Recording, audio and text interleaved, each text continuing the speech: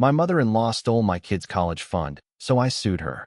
Before we begin the story, make sure to subscribe to our channel and never miss more incredible stories every day. My mother-in-law wore pearls to her deposition, completely unaware I was about to take her house. She sat across from me in that cold, mahogany-lined conference room, her posture impeccably straight, her face pinched in a mask of offended dignity. She actually had the nerve to look at me as if I were a petulant child who had just tracked mud onto her pristine white carpets. But I wasn't a child. I was a 40-year-old mother who had spent the last decade meticulously scraping, sacrificing, and saving every spare dime to secure a future for my twins, Leo and Maya.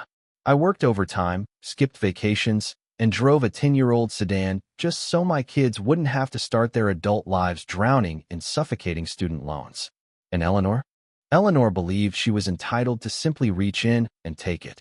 Sitting there, watching her adjust her silk scarf, my mind snapped back to the exact moment my entire world collapsed.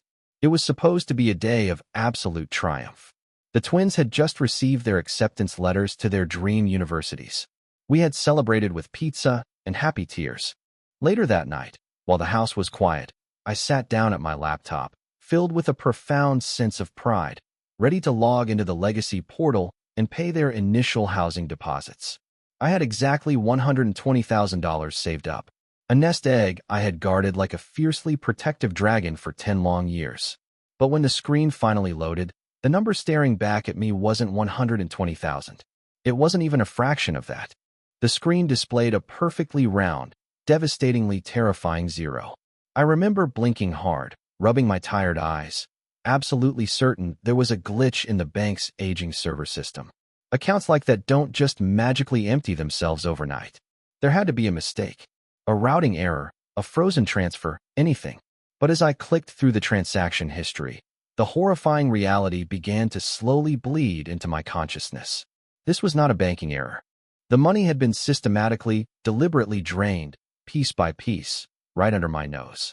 I stared at the screen, my heart hammering a frantic rhythm against my ribs as the realization set in. I was about to discover the absolute worst betrayal of my entire life. To understand how Eleanor managed to steal my children's future, you have to understand the suffocating dynamic of my marriage. For 15 years, I played the role of the polite, accommodating daughter-in-law. Eleanor was the undisputed matriarch, a woman obsessed with country club appearances, designer labels, and maintaining the absolute illusion of high society wealth. She never respected my boundaries. She would show up unannounced, rearrange my kitchen cabinets, and offer thinly veiled insults about my wardrobe. But Tom, my deeply non-confrontational husband, always begged me to just keep the peace. That's just how Mom is, Rachel. It's easier to just nod and smile, he would say, terrified of triggering one of her legendary guilt trips. I loved Tom, so I swallowed my pride and nodded. That desperate desire to keep the peace is exactly what laid the trap 10 years ago. When the twins were 8, my own parents passed away, leaving me a modest inheritance. I immediately decided to use it to seed college funds for Leo and Maya. Tom and I went to our local bank branch to open the custodial accounts. Eleanor, predictably, inserted herself into the process, insisting on coming along to advise us. While we sat in the banker's office, she launched into a calculated, emotional performance. You know, Rachel, heaven forbid something tragic happens to both you and Tom. You need a trusted third party on the account to ensure the children are cared for, she argued. Put my name on it as a joint custodian, just for convenience. Purely as an absolute worst-case scenario safety net. I hesitated. Every instinct in my gut screamed at me to say no. But Tom squeezed my hand, giving me that pleading look. Against my better judgment, I signed the paperwork, legally granting Eleanor access to the funds. For years, I managed the accounts, depositing a portion of every paycheck, watching the balance slowly climb to that magical $120,000. I genuinely forgot she even had access. I assumed she was just a dormant name on a piece of paper. I never imagined she was secretly watching the balance grow, patiently waiting to strike. I had literally handed the wolf the absolute keys to the very hen house. Over the past 3 years, looking back now, the blinding red flags were waving furiously right in my face. Eleanor, who supposedly lived on a very fixed, modest pension after my father-in-law passed, suddenly experienced an inexplicable financial renaissance.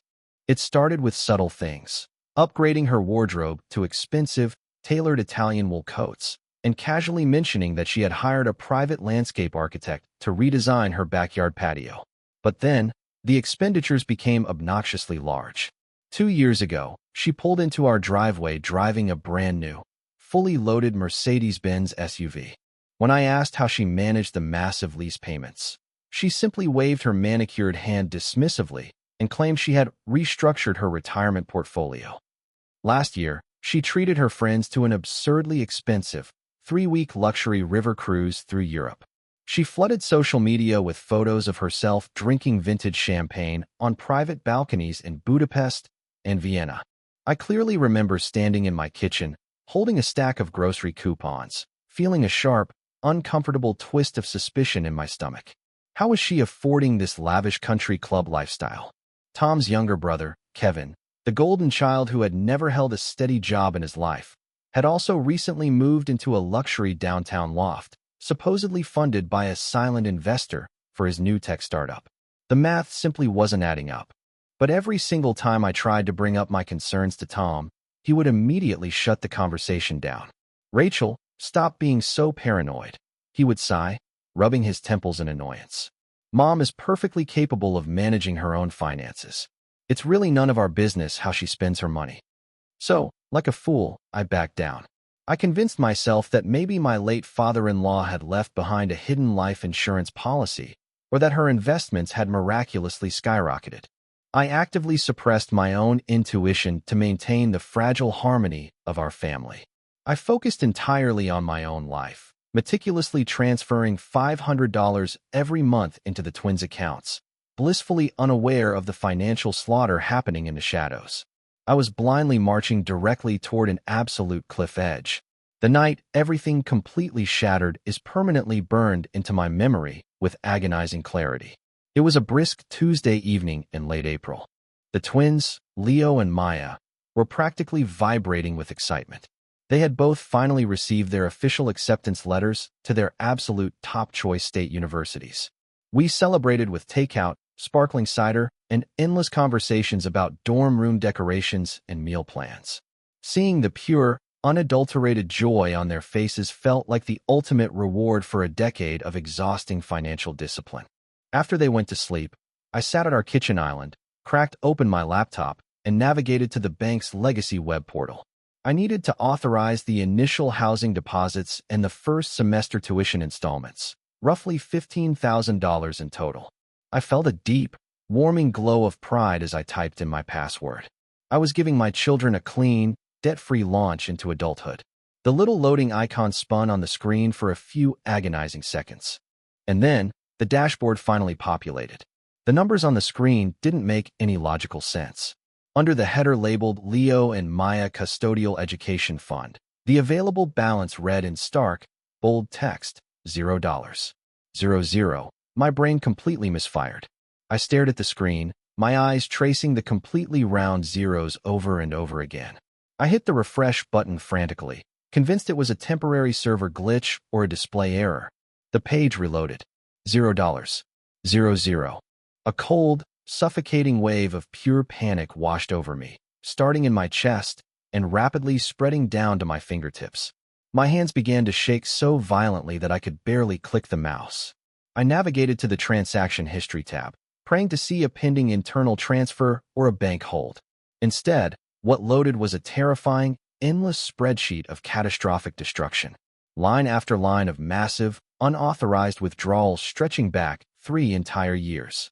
Wire transfers for $5,000. Cashier's checks for $10,000. The money hadn't magically vanished into thin air. It had been systematically, ruthlessly siphoned out of the account, bleeding it completely dry. My vision instantly blurred with tears of absolute terror. I didn't sleep a single second that night. I sat frozen at the kitchen island, staring at the empty digital ledger until the sun finally breached the horizon. At exactly 8:50 in the morning, I was violently pulling the handle on the locked glass doors of our local bank branch, waiting for them to officially open. I marched straight to the manager's desk, clutching a printed stack of the devastating transaction logs. My voice was trembling with a dangerous mixture of raw panic and rising fury. "Someone has hacked my children's college fund," I demanded, slamming the papers onto his desk. $120,000 is completely gone. I need you to freeze everything and call the fraud department immediately." The manager, a mild-mannered man named Greg, looked alarmed. He quickly tapped away at his keyboard, his eyes scanning the internal banking system. As he read the screen, his expression shifted from professional concern to a deeply uncomfortable, sympathetic grimace. He slowly took off his glasses. "Mrs. Miller, I'm incredibly sorry, but this wasn't a cyber hack," he said softly. "Our system shows no unauthorized external access. Every single one of these withdrawals was fully authorized." I stared at him, my mind spinning. "That's completely impossible. I never authorized a single one of these transfers." Greg turned his monitor so I could see the detailed internal logs. "You didn't, ma'am, but the joint custodian on the account did." He pointed to the digital signature attached to a recent $15,000 wire transfer. "Eleanor Miller executed these transactions. She came into the branch personally for the larger cashier's checks. Because she is legally listed as a co-custodian on the original paperwork from 10 years ago, she had full, unrestricted access to withdraw the funds at any time, without requiring your permission." The sterile air in the bank suddenly felt incredibly thick, making it physically difficult to breathe. It wasn't a faceless hacker in a foreign country. It was my own mother-in-law. Eleanor had looked my children in the eyes at Thanksgiving dinner while secretly stealing their entire future to buy her luxury Mercedes. I walked out of the bank with pure murder in my heart. I drove straight to Eleanor's immaculate, sprawling suburban house, my hands gripping the steering wheel so tightly my knuckles were completely white. I didn't bother knocking. I used the spare key Tom kept on his keychain and pushed the heavy oak front door open. Eleanor was sitting comfortably in her sunroom, wearing a plush silk robe, delicately sipping Earl Grey tea and reading a glossy lifestyle magazine. She looked up, slightly annoyed by my sudden intrusion. "Rachel? What on earth are you doing here so early? You're tracking dirt onto the rug," she scolded, gesturing vaguely toward my shoes. I walked directly up to her glass coffee table and violently slammed the printed bank statements down, knocking over a crystal vase. "Where is it?" I screamed, my voice echoing off her high ceilings. "Where is the $120,000 you stole from your own grandchildren, Eleanor?" She didn't even flinch. She carefully set her teacup down, completely unfazed by my screaming. "Keep your voice down, Rachel. The neighbors will hear you," she said coldly. She glanced at the papers and sighed, as if dealing with a mildly frustrating toddler. "I didn't steal anything. I simply took an emergency family loan. Kevin's business was going through a rough patch, and I had some unexpected personal expenses. That money was just sitting there doing absolutely nothing. Family helps family, Rachel. You should know that." The sheer sociopathic audacity of her response left me temporarily breathless. "That wasn't family money," I shrieked. "That was my inheritance. That was Leo and Maya's tuition. You bought a luxury car and went on a European river cruise." Eleanor narrowed her eyes, her mask of civility finally slipping into a sneer of pure, entitled arrogance. "My name is on that account, which makes it my money too. I'll pay it back eventually when Kevin's startup goes public. Stop being so incredibly dramatic and hysterical." She picked up her magazine again, completely dismissing me and the total destruction of my children's future. I realized in that terrifying moment that she had absolutely zero remorse. I needed to show my husband exactly who his mother truly was. I rushed back home and paced the living room floor like a caged animal for 6 agonizing hours, waiting for Tom to return from work. By the time he finally walked through the front door, loosening his tie, I was shaking with explosive, righteous anger. I shoved the bank statements directly into his chest before he could even put his briefcase down. "Your mother stole everything," I choked out, tears of absolute fury finally spilling over my eyelashes. "She drained the twins' entire college fund. Every single penny is gone, Tom. She gave it to Kevin and spent the rest on herself." I expected him to be instantly enraged. I expected him to scream, to immediately call the police, to share in my profound, devastating shock. Instead, Tom slowly looked at the papers, his face draining of color, and then he let out a long, exhausted sigh. He collapsed onto the sofa and rubbed his face. "Okay, Rachel, let's just calm down," he murmured weakly. "Calm down," I shrieked, staring at him in complete disbelief. "She stole $120,000. The twins' tuition is due in exactly 3 months." Tom wouldn't look me in the eye. "I'll talk to her, okay? I'm sure it's just a misunderstanding. She's old, Rachel. She probably got confused about which account she was using. We can't blow up the entire family over this. We'll take out some student loans for the kids for the first year, and Mom will pay us back eventually. Just, please don't cause a massive public scene." My heart completely shattered into a million jagged, irreparable pieces. He was instantly falling right back into his lifelong pattern of spineless compliance. He was prioritizing his abusive, toxic mother's comfortable facade over his own children's future. He was asking me to saddle our 18-year-old kids with massive, crippling debt just so Eleanor wouldn't have to face the consequences of her theft. Standing in my living room, looking at the man I had loved for 15 years, a cold, terrifying clarity violently washed over me. He was never going to protect us. I was completely and utterly alone in this terrifying battle. If Tom wasn't going to fight for our children, I would have to burn the entire kingdom down myself. I didn't say another word to him that night. The next morning, I bypassed my husband entirely and went straight back to the bank. Since I was still legally the primary account holder, I exercised my right to request physical copies of every single canceled check and detailed wire transfer receipt from the past 3 years. It took the bank 3 days to process the massive archival request. When the thick manila envelope finally arrived in the mail, I locked myself in my home office and began meticulously tracking the financial bleed. The reality was so much sicker than I could have ever imagined. Eleanor hadn't just taken an emergency loan. She had treated my children's college fund like her own personal, limitless ATM. I found copies of cashier's checks written directly to her exclusive country club to cover exorbitant annual membership dues and massive bar tabs. I found wire transfers routed to luxury travel agencies for her European cruise. But the most infuriating discoveries were the massive, regular payments directed to Kevin. I traced over $70,000 funneled straight into Kevin's personal checking account under the guise of business investments. Kevin, the golden child, had supposedly launched a revolutionary cryptocurrency startup. A quick search of the Public Business Registry revealed the truth. The company had completely folded over a year ago, bankrupt and entirely defunct.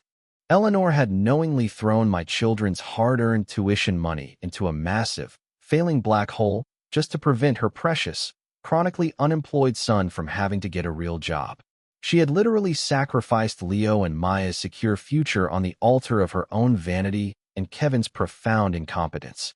The sheer magnitude of the fraud was breathtaking. I meticulously organized the checks into a massive, undeniable binder of hard evidence. I was done crying, and I was absolutely done playing nice. It was finally time to go to absolute war. That Friday evening, Tom came home from work to find 2 large suitcases sitting directly in the middle of our foyer. He stopped dead in his tracks, his briefcase slipping from his hand and hitting the hardwood floor with a loud thud. "Rachel, what is going on? Are you going somewhere?" he asked, his voice trembling with sudden anxiety. I stood at the top of the stairs, looking down at the man who had completely failed his family. "No, Tom. You are," I said, my voice shockingly calm and devoid of any emotion. I walked down the stairs and handed him the thick, heavy binder containing the canceled checks and bank records. "I did the investigation you were too terrified to do. Your mother didn't make a mistake. She systematically defrauded us to fund her country club lifestyle and bail out your useless brother's failed crypto scam. She stole $120,000, and I am going to sue her for every single penny." Tom's face went completely pale as he flipped through the undeniable, documented proof of his mother's financial crimes. "Rachel, please, you can't sue my mother," he pleaded, his eyes wide with panic. "It will completely destroy the family. The legal fees alone will bankrupt us, and everyone will hate us." I stepped closer, my absolute disgust radiating off me in waves.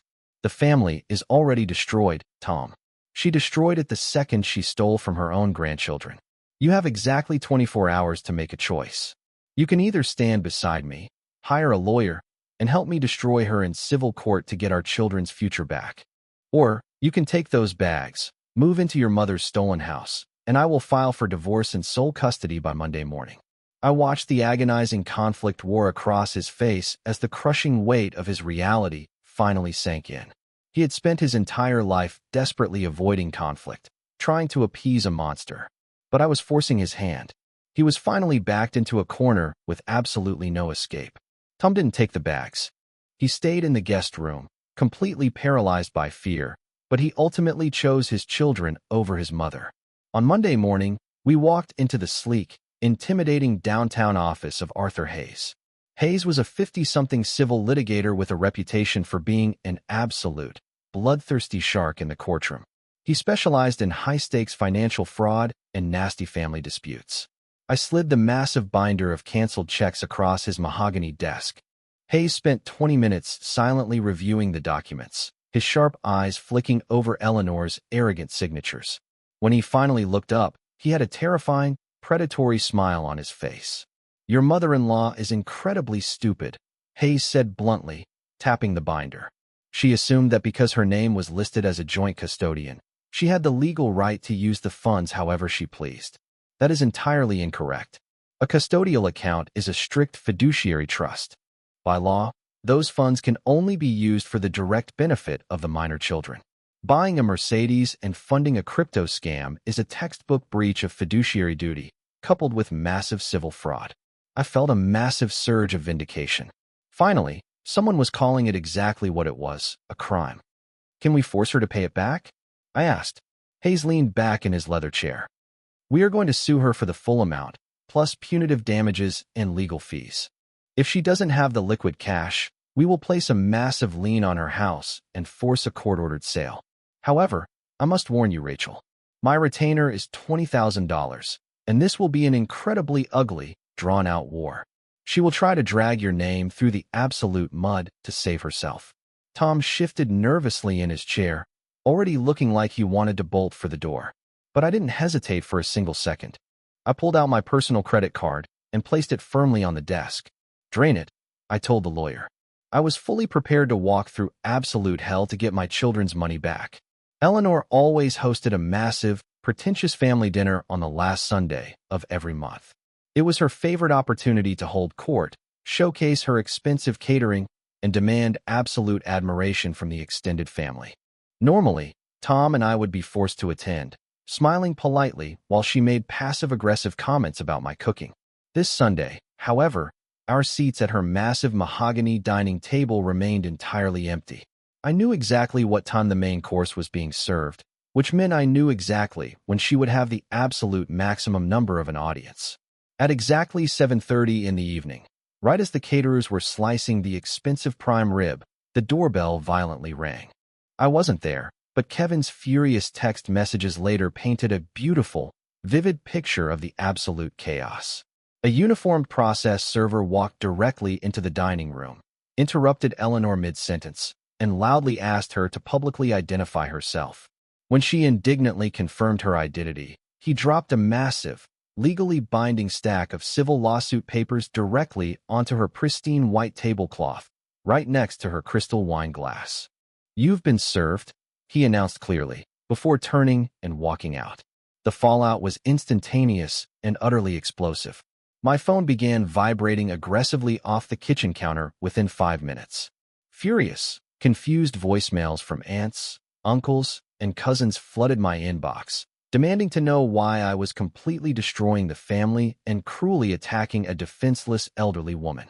Eleanor had immediately launched into a hysterical, weeping performance, playing the ultimate victim of a greedy, vindictive daughter-in-law. Tom stared at his own ringing phone, his face pale with anxiety as the notifications kept piling up. The family facade hadn't just cracked, it had been violently blown to absolute pieces in front of everyone. The brutal, unforgiving war I had promised her had officially begun. For the next month, my life became an absolute psychological nightmare. Eleanor and Kevin launched a highly coordinated, vicious smear campaign to completely destroy my reputation. Kevin took to Facebook, writing lengthy, emotionally manipulative posts claiming that I was a gold-digging psychopath trying to steal his elderly mother's house out of pure spite. Eleanor's loyal flying monkeys, various aunts and country club friends, bombarded my phone with absolutely vile text messages, calling me a horrible mother and a selfish monster. They intentionally twisted the narrative, claiming the college fund money actually belonged to Eleanor's late husband and that I was trying to illegally extort her. The pressure was suffocating. I felt like I was drowning in a sea of toxic lies. But the most shocking turning point didn't come from my lawyer. It came from Tom. One evening, Tom's phone rang. It was Kevin, aggressively screaming insults about me on speakerphone, demanding that Tom control his crazy wife and drop the lawsuit immediately. Something inside Tom finally, permanently snapped. Years of repressed anger and subservience violently boiled over. Tom snatched the phone and screamed back with a ferocity I had never heard in 15 years. "She didn't steal your money, Kevin. Mom stole my kid's future to pay for your pathetic, failed life. If you or anyone else ever disrespects Rachel again, I will personally come over there and break your jaw. Do not ever call this house again." He slammed the phone down, his chest heaving, his face flushed with explosive rage. He turned to me, tears streaming down his face, and pulled me into a desperate, crushing hug. "I am so sorry," he sobbed. "I am so sorry I didn't protect you." In that powerful moment, my husband finally woke up from a lifetime of abuse. He was no longer Eleanor's obedient son. He was finally my true partner. We were an entirely united front, ready for the upcoming deposition. Which brings us right back to that cold, mahogany-lined deposition room. Eleanor sat across from me, wearing her signature pearls and an expression of pure, unadulterated contempt. She had hired a cheap, sleazy defense attorney who looked completely out of his depth sitting across from the shark that was Arthur Hayes. The court reporter's fingers flew across the stenograph machine as Hayes began his brutal, methodical dissection of Eleanor's massive lies. He pulled out the binders, sliding copy after copy of the canceled checks across the table. "Mrs. Miller," Hayes said smoothly, his voice laced with dangerous calm. "Can you explain how a $15,000 wire transfer to a luxury European cruise line directly benefits the education of my client's minor children?" Eleanor visibly squirmed, adjusting her silk scarf defensively. "I told Rachel I was taking a temporary loan against the account. She gave me her express verbal permission to use those funds," she lied, her voice dripping with arrogant confidence. She thought she had found a brilliant loophole. It was just her word against mine. Her cheap lawyer smirked, thinking they had cleverly maneuvered out of the trap. But Hayes didn't even blink. He smiled his terrifying, predatory smile and reached deep into his leather briefcase. "Verbal permission. I see," Hayes purred. "That is a very fascinating claim, Mrs. Miller. Because if Rachel gave you verbal authorization, why did you feel the absolute need to forge her physical signature on this specific withdrawal slip?" Hayes dramatically slapped a brightly highlighted document directly onto the center of the wooden table. Eleanor leaned forward to look at the paper, and all the color instantly and completely drained from her arrogant face. The smug, entitled mask she had worn for 15 years shattered into a million terrified pieces. She had absolutely no idea we had found the hidden document.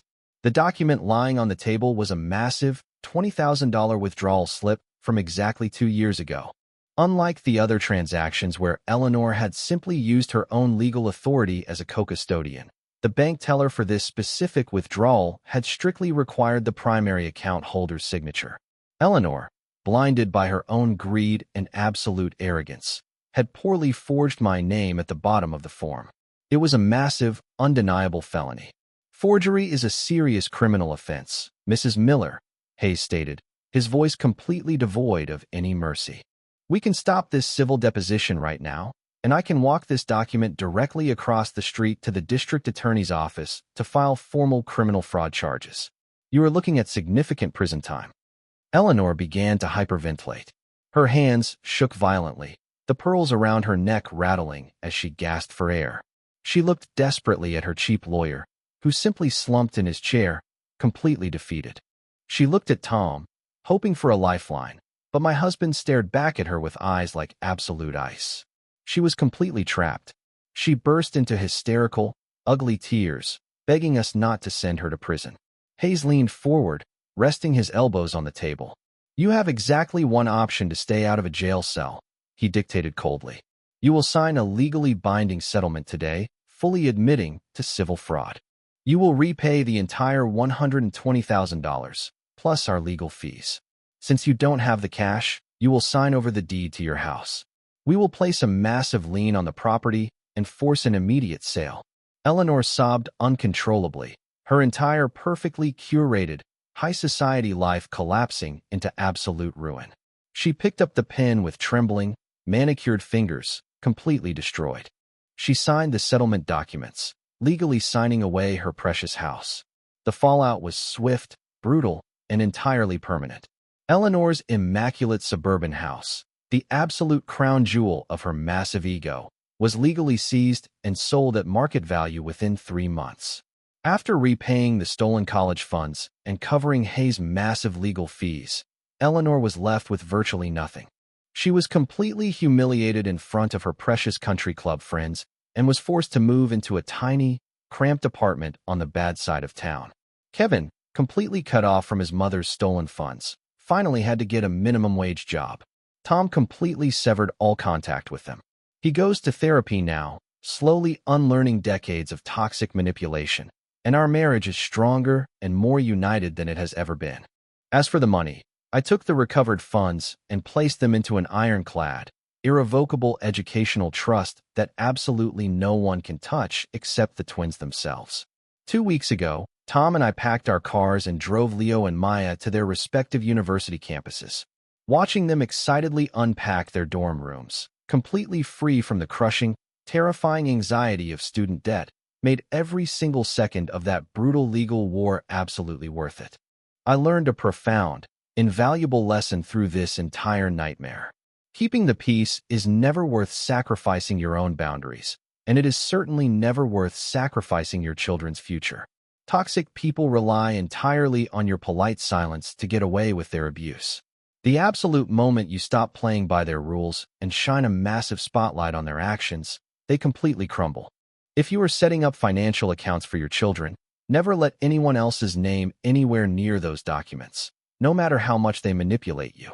Be the fierce, unapologetic villain in someone else's story if it means aggressively protecting your own family. I burned my mother-in-law's entire life to the ground, and I would do it again tomorrow.